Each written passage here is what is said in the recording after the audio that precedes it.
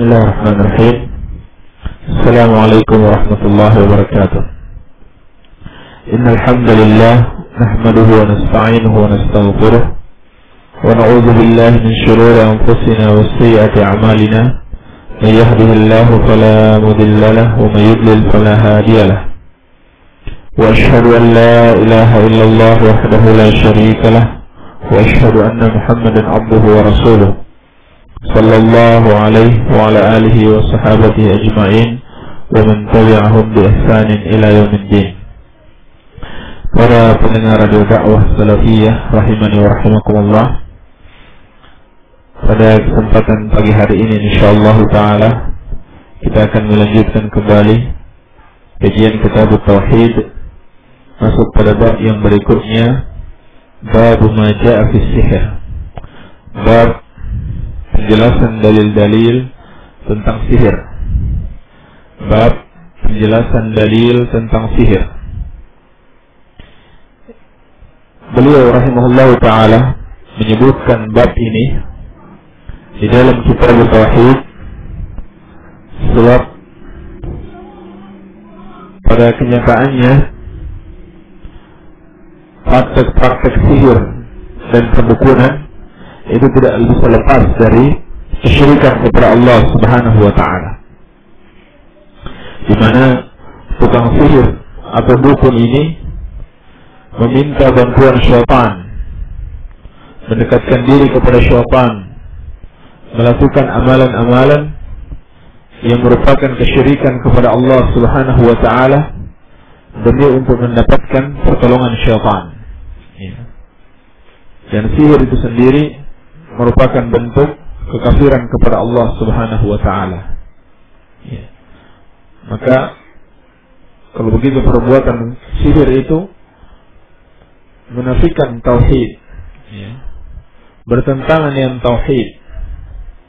Oleh karena itu perlu diperingatkan dari bahaya sihir ini. Dalil yang pertama, wa qaulullahi ta'ala wa laqad 'alimu laman ishtarahu ma lahu fil akhirati min khalaq. Dan sungguh mereka benar-benar tahu, yaitu orang-orang Yahudi, barang siapa yang mengganti kitab Allah dengan sihir atau meninggalkan ittiba kepada Rasul yang diutus kepada mereka, diganti dengan ittiba kepada dukun dan tukang sihir, maka di akhirat kelak mereka tidak akan mendapatkan bagian apa-apa. Di akhirat kelak mereka tidak akan mendapat bagian apa-apa. Artinya semua amalan mereka terhapus. Dalam surat Al-Baqarah ayat ke-102. Baik. Ayat ini menjelaskan kepada kita tentang kelakuan orang-orang Yahudi. Kelakuan orang-orang Yahudi, di mana mereka meninggalkan kitab Allah Subhanahu wa ta'ala yang diturunkan kepada mereka, dan mereka meninggalkan Rasulullah yang diutus kepada mereka. Mereka ganti dengan sihir dan perdukunan, dan mereka mengikuti para dukun dan tukang sihir. Maka perbuatan mereka tersebut, melakukan sihir dan perdukunan dalam rangka mengikuti para tukang sihir dan dukun mereka, menyebabkan amalan-amalan mereka terhapus, sehingga tidak tersisa di akhirat kelak bagian apapun juga. Mereka tidak akan mendapatkan bagian apapun juga. Maka ayat ini dengan jelas menunjukkan kepada kita bahwa sihir itu adalah kekufuran kepada Allah Subhanahu wa ta'ala. Sihir adalah kekufuran kepada Allah Subhanahu wa ta'ala. Sebab dia dapat menghapus seluruh amalan manusia. Dan tidak ada satu perbuatan yang bisa menghapus amalan kecuali itu adalah kekafiran kepada Allah Subhanahu wa ta'ala. Dan juga dengan tegas disebutkan dalam Al-Quran tentang kafirnya sihir, firman Allah Subhanahu wa ta'ala, innama nahnu fitnatun fala takfur. Sesungguhnya kami ini fitnah, cobaan bagi manusia, yakni Harut dan Marut. Fala takfur, maka janganlah kamu kafir. Yakni janganlah kamu mempelajari sihir sehingga menyebabkan kamu kafir. Juga firman Allah Subhanahu wa taala, "Walakinna syayatina kafaru yu'allimuna an-nasa sihr." Tetapi yang kafir adalah syaitan karena mereka mengajarkan sihir kepada manusia. Ini di antara penyebab kekafiran syaitan karena mereka mengajarkan sihir kepada manusia. Ya. Oleh karena itu telah dinafskan oleh Al-Imam Ahmad rahimahullahu taala bahwasannya orang yang mempelajari sihir dan mengamalkannya maka dia kafir berdasarkan ayat ini. Ya. Bahwa Allah Subhanahu wa taala telah mengabarkan perbuatan mengajarkan sihir kepada manusia yang dilakukan oleh syaitan menyebabkan mereka kafir. Ya. Dan ini juga sebagai bantahan kepada orang-orang Yahudi. Mereka mengklaim sihir mereka itu berasal dari Nabi Sulaiman alaihissalam. Lalu Allah Subhanahu wa taala membantah, "Wa ma kafara Sulaiman." Nabi Sulaiman tidak kafir, artinya dia tidak mengajarkan sihir. "Walakinna syayatina kafaru yu'allimuna an-nasa sihra." Tetapi yang kafir adalah syaitan. Mereka lah yang mengajarkan sihir kepada manusia. Ya, maka ayat-ayat ini dengan jelas menunjukkan bahwasannya sihir itu adalah perbuatan kekafiran kepada Allah Subhanahu wa taala. Iya. Dan Nabi sallallahu alaihi wasallam pun pernah disihir oleh seorang Yahudi yang bernama Labid bin Al-A'sam. Labid ibn Al-A'sam. Dia menyihir Rasulullah sallallahu alaihi wasallam sebagaimana dalam riwayat Bukhari dari Aisyah radhiyallahu taala anha. Baik. Adapun pengertian sihir itu sendiri secara bahasa, sihir itu adalah ibaratun amma khafiya wa la tufassababuhu. Ya. Sihir itu sesuatu yang tersembunyi dan sangat halus sebabnya. Sedangkan secara syariat yang dimaksud dengan sihir itu ada dua bentuk. Bentuk yang pertama uqadun wa ruqa, berupa buhul-buhul dan mantra-mantra yang digunakan oleh tukang sihir untuk dapat menjadikan syaitan sebagai pembantu-pembantunya. Dia meniup di buhul-buhul dan membacakan mantra-mantra. Mengapa syaitan membantunya? Karena pada mantra-mantranya tersebut terdapat permohonan bantuan kepada syaitan.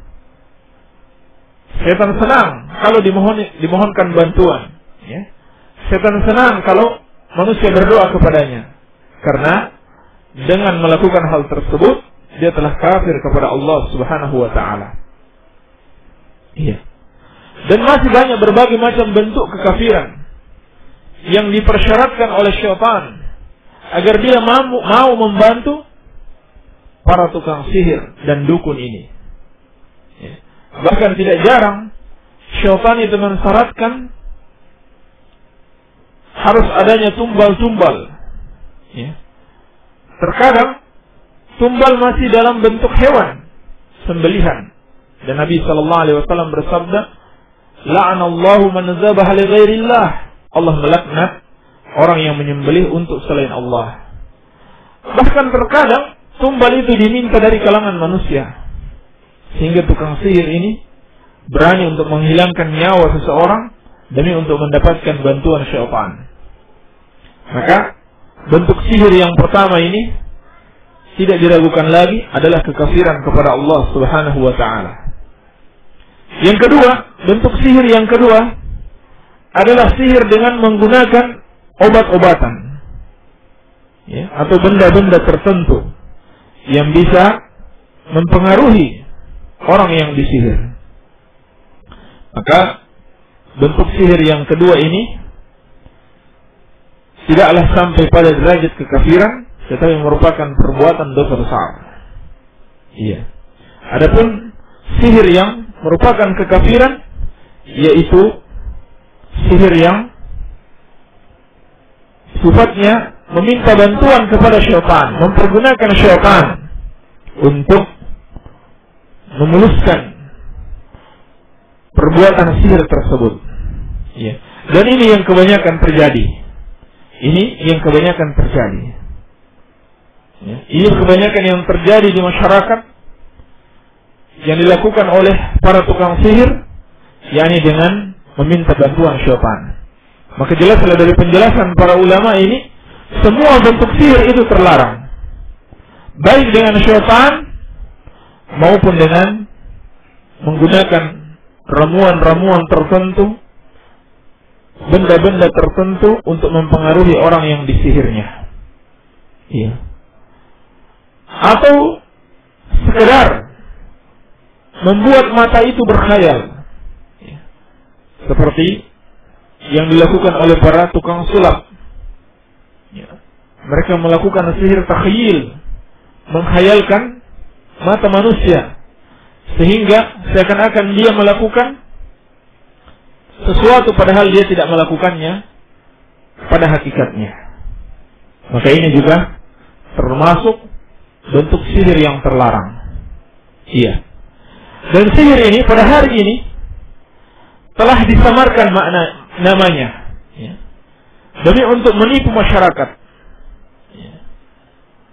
Sihir perdukunan disamarkan maknanya. Demikian pula para tukang sihir itu tampil dengan nama-nama yang lebih dapat diterima oleh masyarakat, ya, seperti orang pintar, paranormal, the master, ya, magician, dan masih banyak lagi, ya, nama-nama yang baru yang mereka ada-adakan.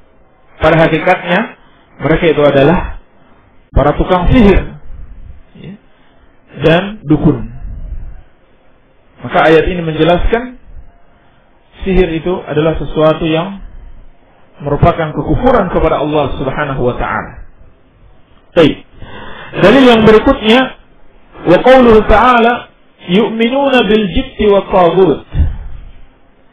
Mereka beriman kepada al-jibt dan at-taghut. Surat An-Nisa ayat ke-51. Qala Umar, berkata Umar bin Khattab radhiyallahu taala anhu, al-jibtu as-sihru. Al-jibt itu adalah as-sihir.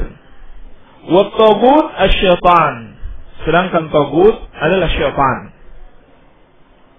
Ini tentang orang-orang Yahudi yang meninggalkan kitab yang Allah turunkan kepada mereka, kemudian yu'minuna bil jibti wa taghut. Mereka beriman dengan al-jibt wa taghut. Maka Umar radhiyallahu taala anhu menjelaskan al-jibt adalah sihir, sedangkan at-taghut adalah syaitan. Wa qala Jabir, dan berkata Jabir bin Abdullah radhiyallahu taala anhu, at-tawaghit, taghut yang dimaksud adalah kuhan, para dukun. Karena yanzilu alaihim asy-syaitanu fi kulli hayyin wahidun. Dahulu kata Jabir bin Abdullah radhiyallahu taala anhum, radhiyallahu taala anhuma, sebelum Nabi sallallahu alaihi wasallam diutus, para syaitan ini datang kepada setiap kaum. Setiap kaum itu, setiap kabilah masing-masing memiliki satu dukun. Masing-masing memiliki satu dukun. Baik. Ini maksud dengan yu'minuna bil jibti wa taghut. Dan ini adalah penafsiran dengan misal, dengan contoh. Bahwasanya di antara manusia ada yang beriman kepada sihir dan kepada tukang sihir, meninggalkan iman kepada Allah Subhanahu wa taala. Maka barang siapa yang melakukan sihir dan perdukunan, dia telah kafir kepada Allah Tabaraka wa taala. Iya.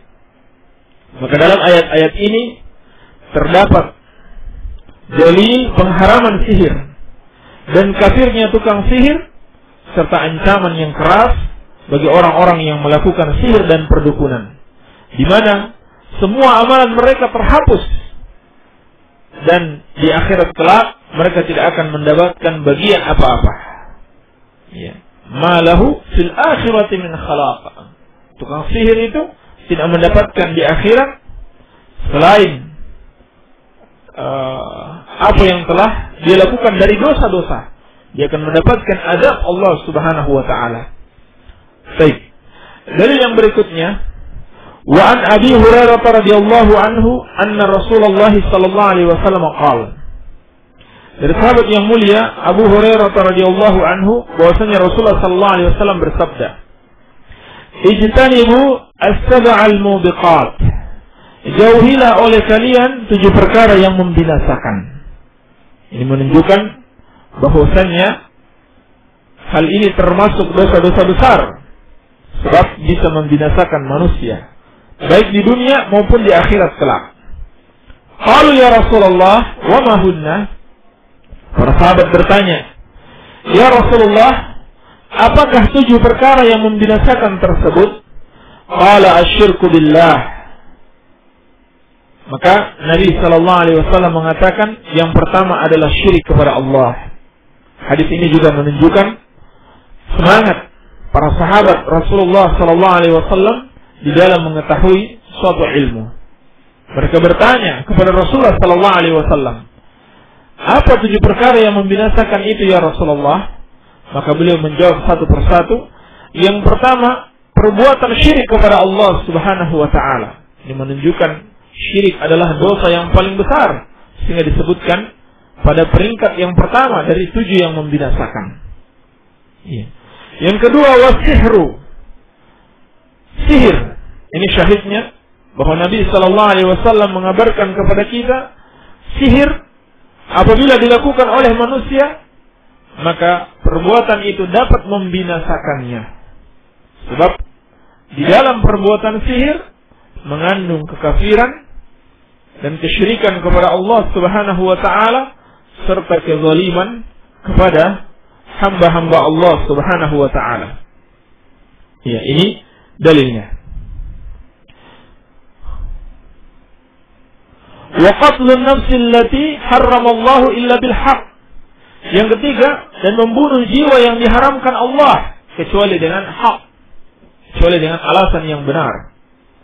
Dan jiwa yang diharamkan Allah Subhanahu wa taala itu ada 4. Yang pertama, jiwanya seorang muslim. Nabi sallallahu alaihi wasallam telah mengabarkan bagaimana kemurkaan Allah apabila seorang muslim itu dibunuh. Dalam hadis, la zawalu hadhihi dunya ahwanu 'inda Allah min qatl rajulin muslim. Hancurnya dunia ini itu lebih ringan di sisi Allah dibanding dibunuhnya seorang muslim. Yang kedua, azimmi, orang kafir yang berada di bawah perlindungan kaum muslimin. yakni dia tinggal di bawah penguasa kaum muslimin dan dia membayar pajak kepada pemerintah kaum muslimin dan dia taat dengan peraturan kaum muslimin, maka ini haram untuk dibunuh. Yang ketiga, al-mu'ahad, orang kafir yang terikat perjanjian dengan kaum muslimin, yang seperti perjanjian gencatan senjata, maka tidak boleh mereka diperangi karena ada perjanjian. Kemudian yang keempat, al-musta'min, orang kafir yang meminta perlindungan dari kaum muslimin. Maka tiga bentuk orang kafir ini, baik zimmi, mu'ahad, dan musta'min, tidak boleh untuk dibunuh. Nabi sallallahu alaihi wasallam dalam hadis Bukhari dari Abdullah bin Mas'ud radhiyallahu anhu, beliau mengatakan, "Man qatala mu'ahadan lam yarah raihatal jannah." Barang siapa yang membunuh orang kafir yang terikat perjanjian, baik perjanjian az-zimmah atau perjanjian gencatan senjata maupun janji untuk memberikan keamanan kepadanya, maka dia tidak akan mencium bau surga. Barang siapa yang membunuh orang kafir yang terikat perjanjian, maka dia tidak akan mencium bau surga. Ini menunjukkan hal itu merupakan dosa besar. Meskipun seorang muslim tidak boleh dihukum bunuh kalau dia membunuh orang kafir. Iya. Tetapi hal itu menunjukkan bahwa perbuatan membunuh manusia, menghilangkan nyawa manusia yang tidak haram, yang tidak halal untuk ditumpahkan adalah dosa besar. Ya. Sehingga Nabi sallallahu alaihi wasallam mengancam dengan ancaman yang keras. Dari sini kita ketahui bahwa aksi-aksi terorisme dengan membunuh orang-orang kafir tanpa pandang bulu, apalagi apabila ada korbannya di situ kaum muslimin, ya, bukanlah termasuk dalam kategori jihad fi sabilillah, ya. Tetapi itu adalah termasuk kebodohan, ya, dan kedustaan atas nama syariat Allah Subhanahu wa taala. Yang sebab hal itu bertentangan dengan syariat Allah Subhanahu wa taala illa bil haq, kecuali dengan alasan yang benar. Alasan yang benar itu seperti disebutkan dalam hadis Bukhari dan Muslim dari Abdullah bin Mas'ud radhiyallahu taala anhu, Nabi sallallahu alaihi wasallam bersabda, "La yahillu damu imri'in muslim illa bi ihda salasin." Tidak halal ditumpahkan darahnya seorang muslim kecuali satu dari 3 perkara. Yang pertama, as-saybuz zani, orang yang pernah menikah kemudian dia berzina. Wan nafsu bin nafsi, dan kedua orang yang membunuh seorang muslim. Dan yang ketiga, wattariqu lidini al-mufariqu lil jamaah, orang yang murtad, keluar dari Islam dan meninggalkan jamaah kaum muslimin. Iya, maka ini yang boleh untuk ditumpahkan darahnya. Meskipun demikian, yang bertugas untuk melakukan hukuman-hukuman ini bukan setiap anggota masyarakat, tetapi ini adalah tugasnya pemerintah kaum muslimin. Baik. Kemudian yang keempat, wa aklur riba. Ya, perkara yang membinasakan adalah memakan riba. Allah Subhanahu wa taala telah mengancam, alladzina ya'kuluna ar-riba la yakumuna illa kama yakumul ladzi yatakhabbathu asyaitanu minal mas. Orang-orang yang memakan riba, tidaklah mereka itu berdiri kecuali seperti berdirinya orang yang terkena penyakit gila karena gangguan syaitan, yakni kesurupan. Iya. Ini keadaan orang-orang yang makan riba. Dijelaskan oleh para ulama ada 2 maknanya. Makna yang pertama, keadaan mereka di dunia, karena mereka merasa akan kemarahan manusia atas mereka, sebab mereka memakan harta manusia dengan cara yang batil. Dan yang kedua, keadaan mereka ketika bangkit dari kuburnya, ketika dikumpulkan di hari kiamat untuk dimintai pertanggungjawaban, itu keadaan mereka seperti orang yang kesurupan, ya. Berdirinya seperti orang yang kesurupan, tidak normal, dan itu merupakan bentuk azab karena mereka memakan riba. Dalam hadis Jabir bin Abdullah radhiyallahu taala anhuma dalam riwayat Muslim, beliau mengatakan, la'ana Rasulullah sallallahu alaihi wasallam akilar riba wa mukilahu wa katibahu wa syahidaihi wa qalahum sawa.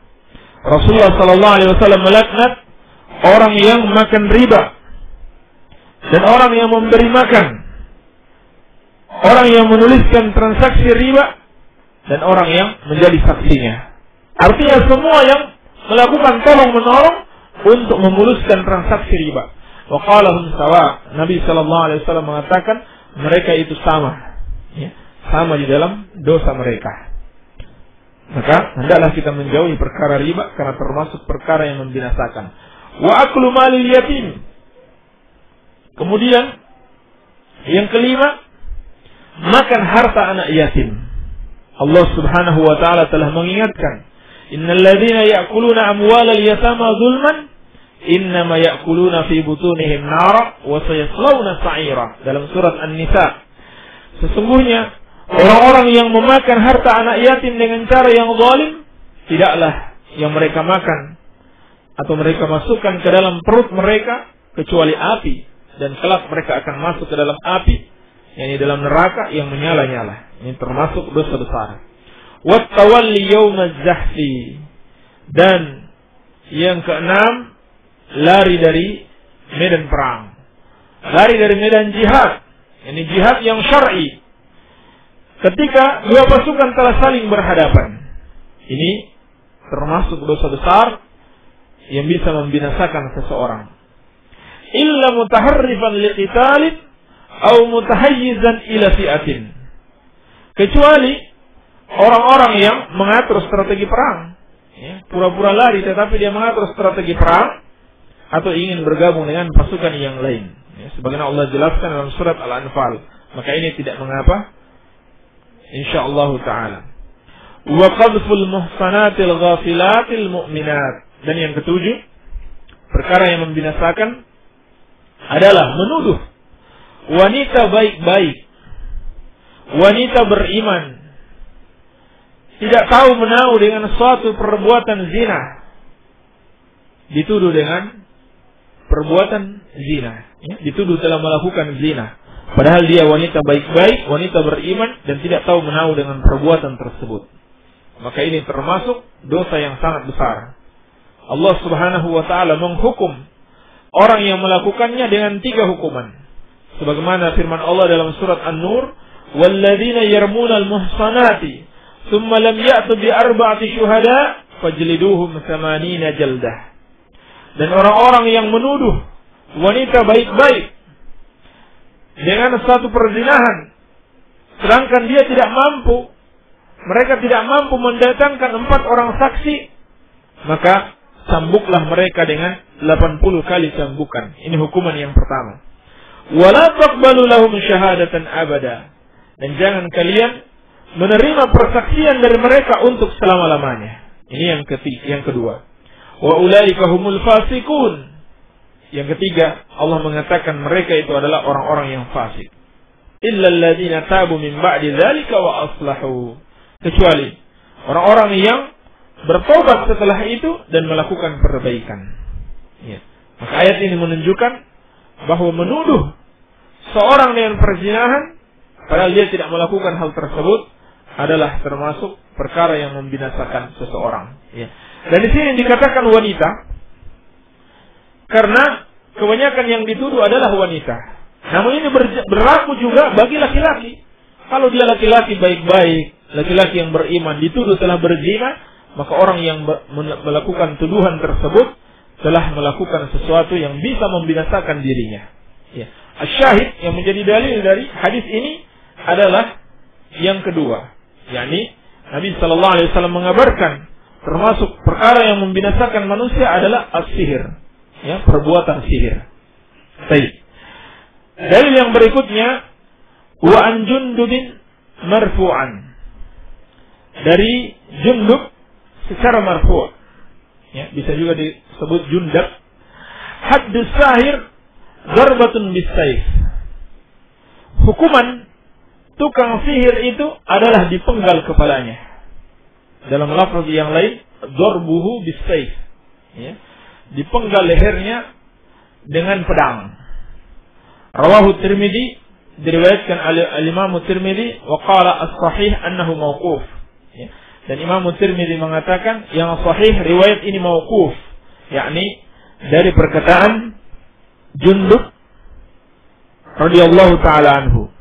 Dan Jundub di sini bukanlah Jundub bin Abdullah Al-Bajali, ya, tetapi beliau adalah Jundubul Khair Al-Azdi Abu Abdullah. Ya. Beliau adalah Jundub bin Ka'ab. Ya. Jundub bin Ka'ab Al-Khair Al-Azdi yang dikenal dengan si pembunuh tukang sihir. Ya. Dikenal dengan si pembunuh tukang sihir. Karena ada kisah, ada seorang tukang sihir yang mempertontonkan aksinya di depan Al-Walid, ya, khalifah ketika itu. Dia pertontonkan aksinya. Ya, bagaimana dia pertontonkan? Dia menyembelih seseorang. Ya. Dia menyembelih seseorang, lalu dia perlihatkan terpisah kepala dan badan orang tersebut. Lalu dia sambungkan lagi.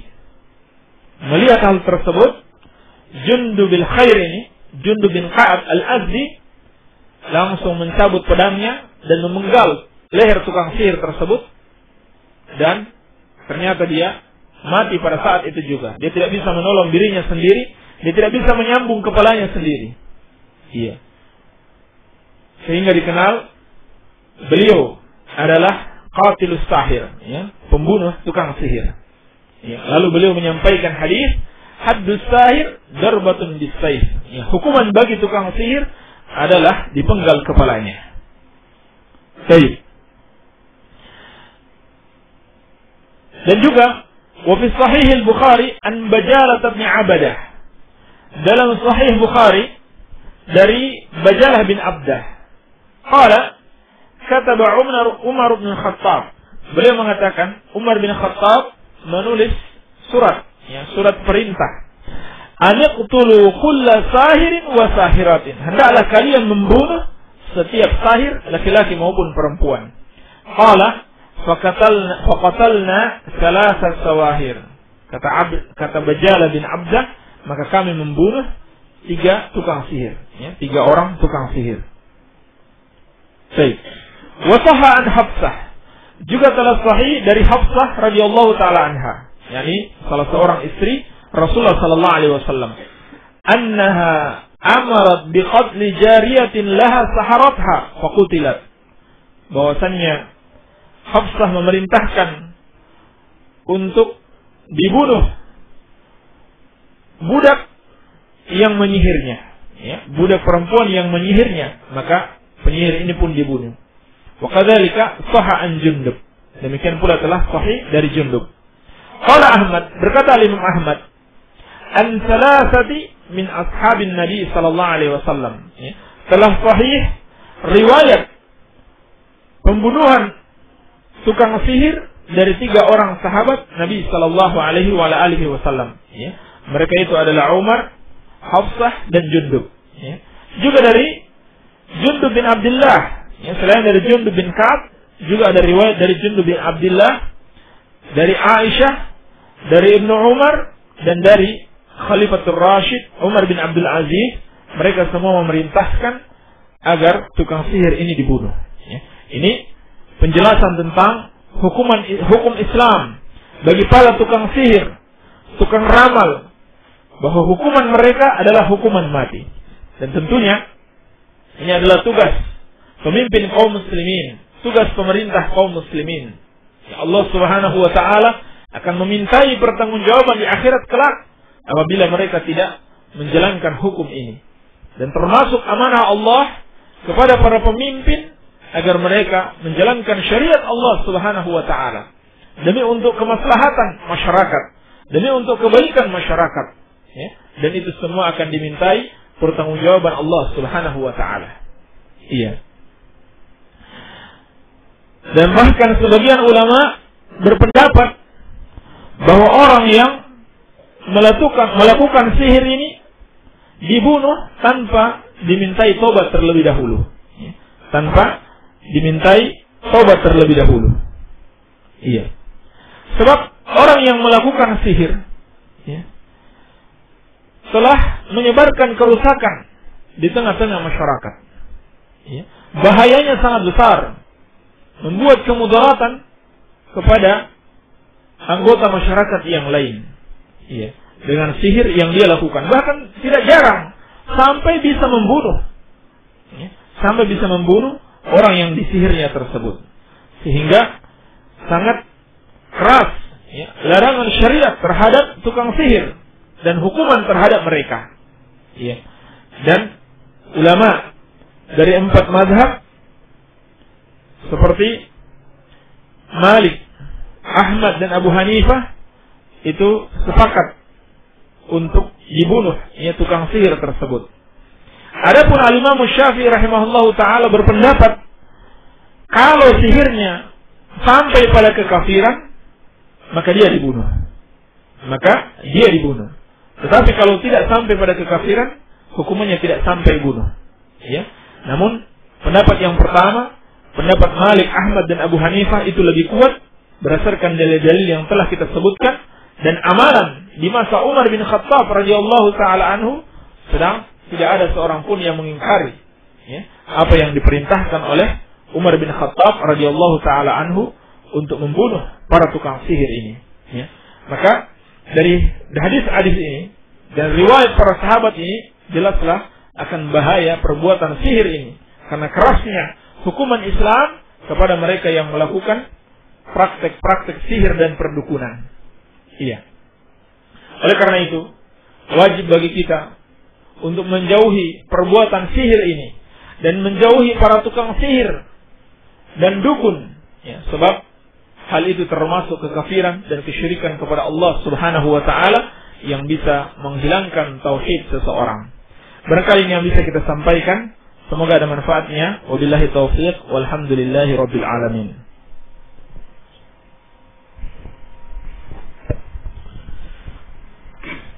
Teman sekalian, para pendengar Radio Dakwah Salafiyah rahimakumullah,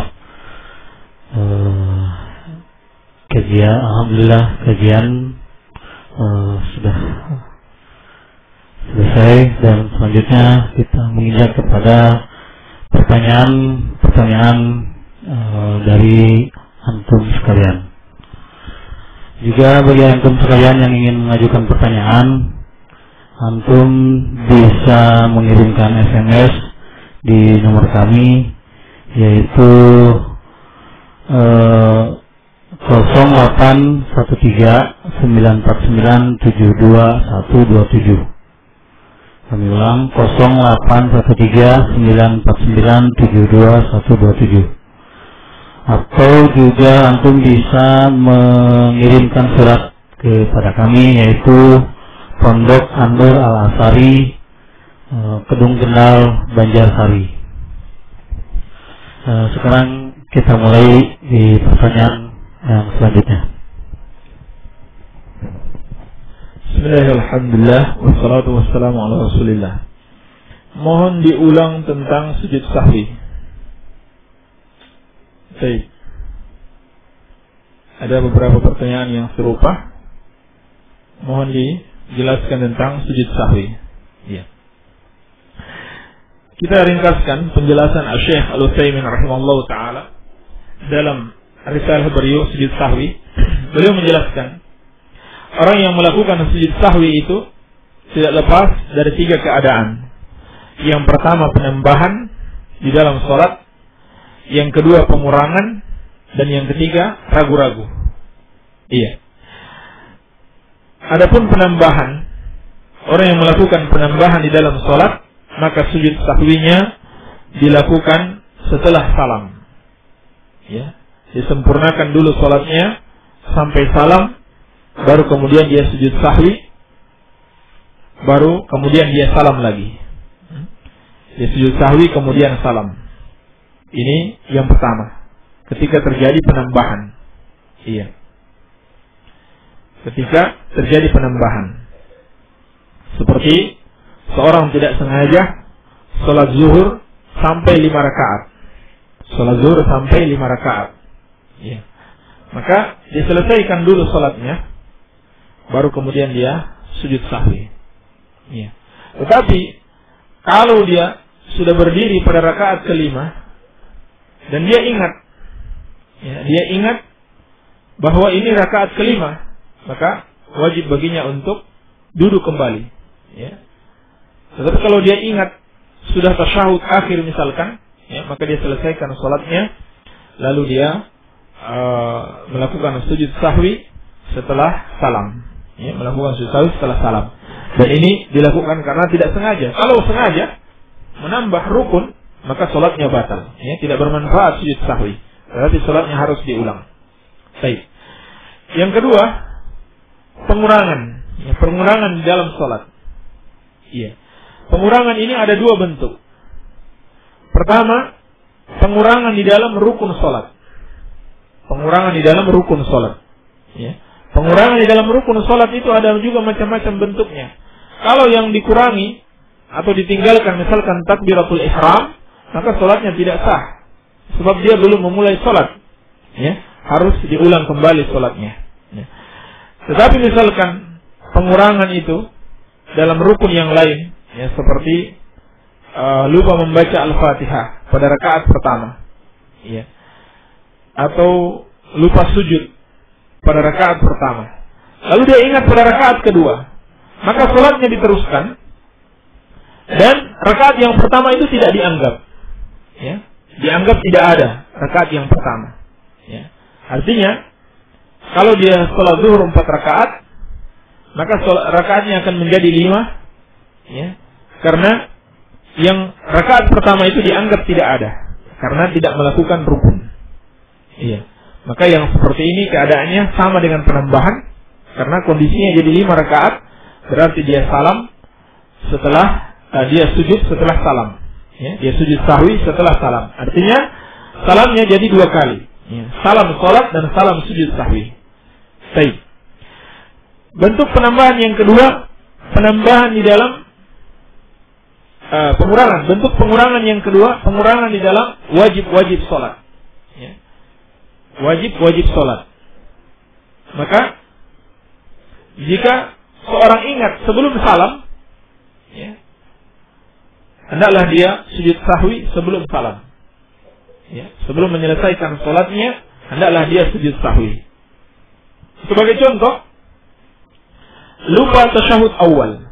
Tasyahud awal ini termasuk wajib sholat, bukan termasuk rukun sholat. Ya. Kemudian dia ingat sudah berdiri tegak pada rakaat yang ketiga, maka dia tidak perlu balik lagi untuk sujud untuk tasyahud awal, tetapi dia teruskan sholatnya, nanti diganti dengan sujud sahwi sebelum salam. Iya. Tetapi kalau dia ingat belum tasyahud awal, sebelum dia tegak berdiri, masih dalam posisi bergerak, bangkit dari sujud, bergerak, belum tegak berdiri, dia sudah ingat ini belum tasyahud awal, maka dia kembali, ya, kembali untuk melakukan tasyahud awal dan juga melakukan sujud sahwi sebelum salam. Ya, sujud sahwi sebelum salam. Baik. Keadaan yang ketiga, orang yang ragu-ragu. Ya. Keadaan yang ketiga, orang yang ragu-ragu. Ragu-ragu ini ada 2 bentuk. Bentuk yang pertama, orang yang ragu, tapi dia lebih condong kepada satu pilihan. Condong kepada satu pilihan. Ya. Misalkan dia ragu, sholatnya ini 2 atau 3. Ya. Sholatnya sudah 2 rakaat atau sudah 3 rakaat ini. Tetapi keyakinannya lebih kuat, sholatnya sudah 3 rakaat. Ya, keyakinannya lebih kuat, sholatnya sudah 3 rakaat. Maka yang seperti ini, dia sujud sahwi setelah salam. Sujud sahwi setelah salam. Setelah selesai sholatnya, rampung, baru kemudian dia sujud sahwi. Baik. Bentuk yang kedua, dia ragu-ragu dan dia tidak bisa menentukan mana yang lebih benar. Iya.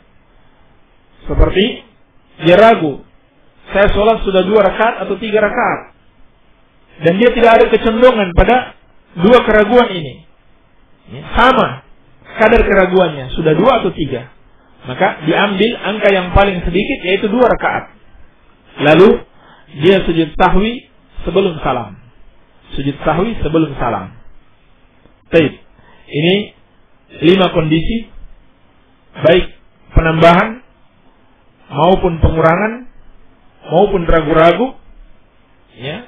Kapan dilakukan sebelum salam dan kapan sesudah salam telah dijelaskan oleh Syekh Al-Utsaimin rahimahullahu taala dalam risalah beliau, Risalah fi Sujudi Sahwi, dan di situ dilengkapi dengan dalil-dalil, ya, dari sunnah Rasulullah sallallahu alaihi wasallam. Ya, siapa yang ingin mendapatkan faedah yang lebih luas, silahkan merujuk kepada kitab tersebut.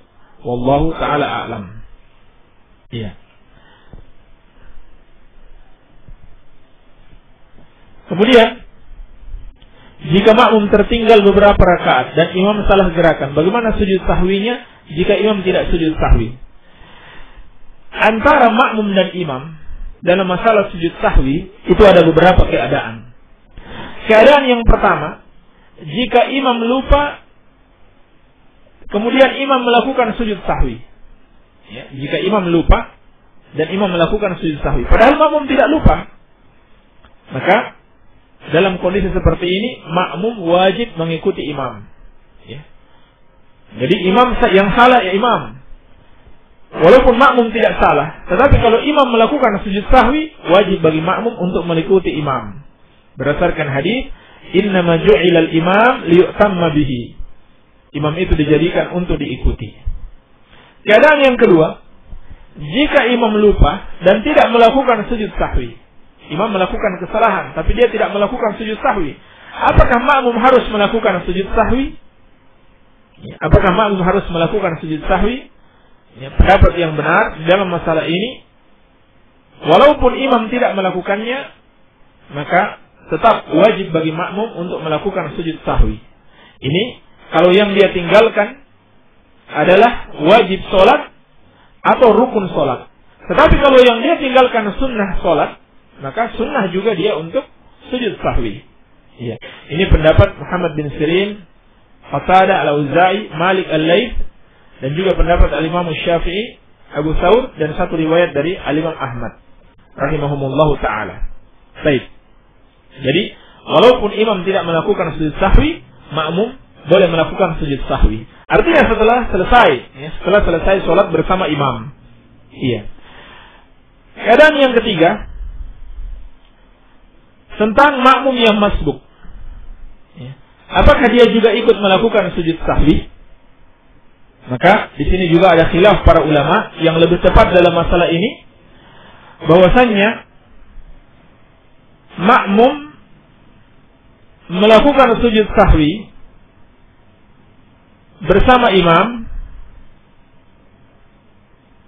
jika sujud sahwinya sebelum salam, sebab wajib mengikuti imam. Iya. Misalnya imam itu salah pada rakaat pertama, sedangkan makmum ini baru masuk sholat pada rakaat kedua. Artinya dia tidak ikut-ikut salah, dia masbuk. Nah, kalau imam melakukan sujud sahwi sebelum salam, maka wajib bagi makmum untuk mengikuti imam. Ya, berdasarkan dalil tadi, innama ju'ilal imam liyu'tamma bihi. Ya.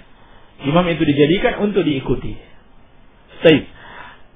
Adapun kalau imam ini sujud sahwi setelah salam, maka makmum ini hendaklah dia meneruskan salatnya.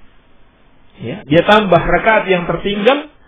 Nanti setelah dia selesai salat, ya, setelah dia salam, baru kemudian dia sujud sahwi. Baik, ini keadaan yang ketiga. Keadaan yang keempat, apabila makmum lupa, ya,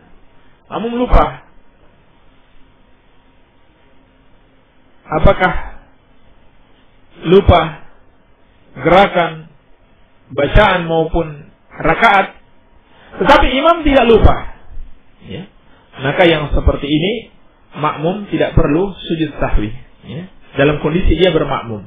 Ya. Dalam kondisi dia bermakmum. Demikian diantara penjelasan para ulama. Wallahu ta'ala a'lam. Iya. Mau bertanya tentang sujud sahwi di dalam sholat dan sesudah salam. Apa lafaznya? Apakah beda? Lafaznya sama.